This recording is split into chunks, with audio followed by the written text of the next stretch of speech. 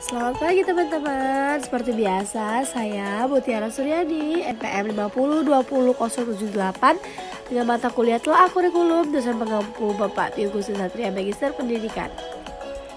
Baiklah, di video kali ini kita akan membahas materi tentang menelaah buku siswa, buku guru, silabus, dan RPP.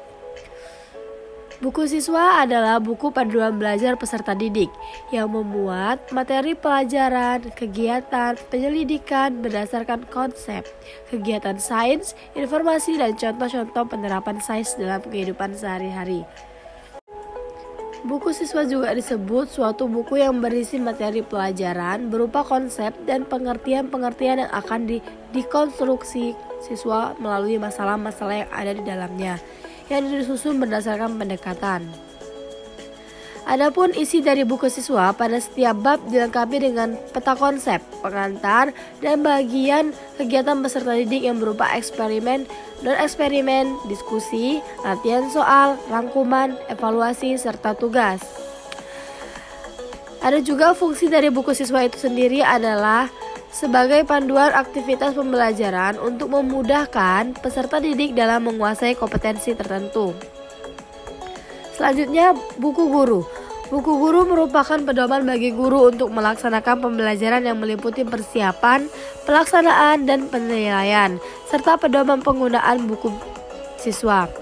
Adapun buku guru, fungsinya sebagai pedoman guru dalam melaksanakan pembelajaran.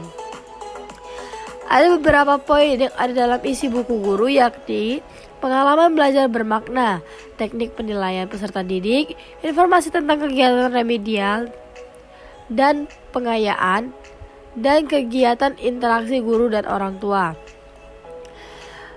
Karakteristik buku guru yang pertama yaitu mengembangkan keseimbangan antara sikap spiritual, sosial pengetahuan, dan keterampilan.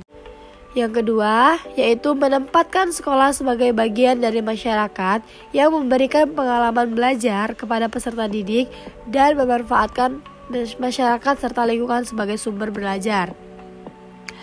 Lanjut, yaitu silabus. Silabus adalah rencana pembelajaran pada suatu dan atau kelompok mata pelajaran atau tema tertentu yang mencakup standar kompetensi dasar, materi pokok atau pembelajaran. Kegiatan pembelajaran, indikator pencapaian kompetensi untuk penilaian, alokasi waktu, dan sumber belajar. Manfaat dari silabus sendiri adalah sebagai pedoman dalam penyusunan buku siswa yang membuat materi pembelajaran, aktivitas peserta didik, dan evaluasi pembelajaran. Sebagai acuan dalam menyusun rencana pembelajaran untuk semua kajian mata pelajaran ataupun pengelolaan kegiatan pembelajaran dan pengembangan penilaian hasil pembelajaran. Langkah-langkah pengembangan silabus. Yang pertama yaitu mengkaji standar kompetensi dan kompetensi dasar. 2. Mengidentifikasi materi pembelajaran. 3. Pemetaan kompetensi. 4. Mengembangkan kegiatan pembelajaran. 5. Merumuskan indikator pencapaian kompetensi. 6. Menentukan jenis penilaian. 7. Penentuan alokasi waktu. 8. Menentukan sumber belajar. Yang terakhir yaitu RPP. RPP adalah rencana pelaksanaan pembelajaran, yaitu rencana yang menggambarkan prosedur dan perorganisasian pembelajaran untuk mencapai suatu kompetensi dasar yang ditetapkan dalam standar isi dijabarkan dalam silabus.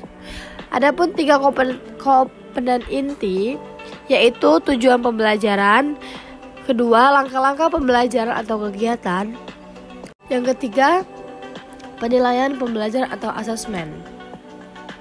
Unsur-unsur yang perlu diperhatikan dalam penyusunan RPP, menelaah buku siswa, buku guru, silabus, dan RPP yaitu yang pertama, mengacu pada kompetensi dan kemampuan dasar yang harus dikuasai siswa. 2. Menggunakan berbagai pendekatan yang sesuai dengan materi yang memberikan kecakapan hidup, life skill, sesuai dengan permasalahan dan lingkungan sehari-hari. 3. Menggunakan metode dan media sesuai dengan pendekatan siswa yang pengalaman langsung. 4. Penilaian dengan sistem pengujian penyeluruh dan berkelanjutan didasarkan pada sistem penguji yang dikembangkan selaras dengan pengembangan silabus. Langkah-langkah menyusun RPP. Yang pertama, menulis identitas mata pelajaran. 2. Menuliskan standar kompetensi. 3. Menuliskan kompetensi dasar.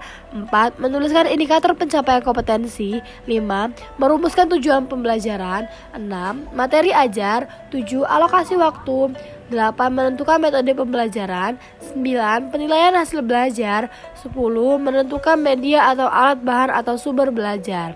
11. Yang terakhir yaitu merumuskan kegiatan pembelajaran.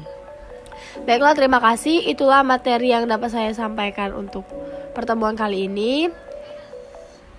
Semoga kita ketemu di pertemuan selanjutnya dengan keadaan yang sehat. Saya akhiri. Wassalamualaikum warahmatullahi wabarakatuh.